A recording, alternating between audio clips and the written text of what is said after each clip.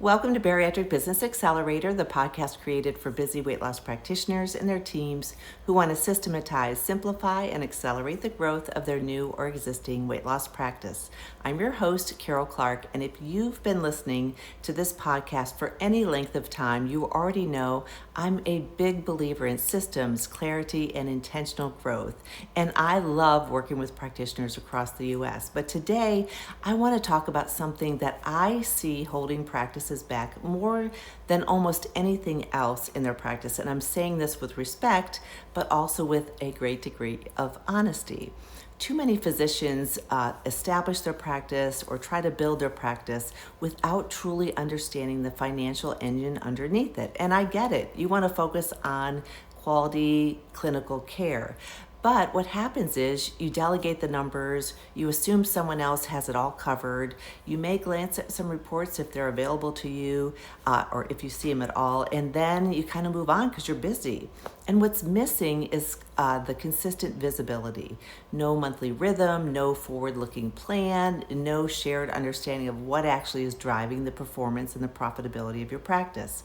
So yes, I'm going to gently call this out because ignoring it is costing you time, it's costing you confidence in decision making, and also, most importantly, is growth and profitability of your practice. So here's what's interesting. Most practice owners aren't lacking the resources. You have financial professionals, you have software, you have reports and perhaps statements.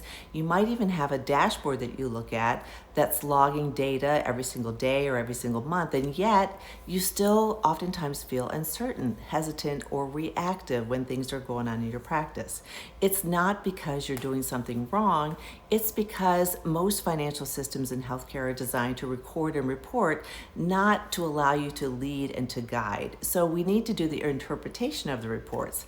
That has to happen in order for you to affect positive change. The reports tell you where you've been. They also help you stay compliant. They keep the IRS satisfied and it keeps your accountant satisfied, but often they don't help you answer the questions that will actually matter when you're running a business. So, can I confidently invest right now? Are some of the questions you may have, or which services are really pulling their weight? What's profitable? What's not profitable? What should we continue? What perhaps are we wasting time and energy on? What's fueling our profit? What's draining our profit? Why does growth feel stressful instead of strategic? So what happens then? Smart, capable physicians start second guessing themselves oftentimes. You may hesitate to hire because you're not really sure how that's going to work out. You may delay marketing efforts, or you might be throwing money at marketing and not even knowing what your return on investment is. You often feel like you should understand this better, and you quietly oftentimes blame yourself.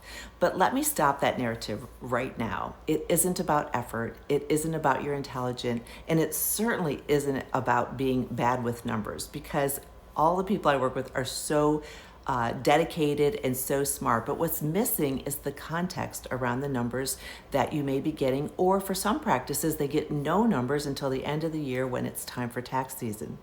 Financial clarity doesn't come from more data. It comes from seeing the data through the lens of leadership. What's best for your practice? It means simple, recurring financial conversations. So you take the report and then it requires interpretation and a conversation. It means tracking a small set of meaningful KPIs that connect directly to the behavior of your team and the outcomes of your practice. It means involving your team so that they understand how their actions actually affect the bottom line and what your goals are. And it also means, as I said, looking forward, not just backwards. So decisions feel grounded instead of risky. And when that shift happens, everything changes. I have said this before, but I've had practitioners say, I feel like I have fresh air in my lungs. Decisions get easier, confidence increases, growth becomes intentional instead of exhausting. And all of these things are so important so that you can actually focus on what matters most to you, and that's your patient care. And more importantly, you will stop running your practice on hope and start running it on clarity. So if you're listening to this and thinking, I know my practice could be stronger, but the financial side just seems kind of murky or not really clear to me, I want you to hear this very clearly. And you don't need more tools. you don't necessarily need more reports, or if you're not getting reports, then maybe you do. You need a better framework and a better way to interpret your reports and make decisions moving forward. And that's exactly what I help practices do.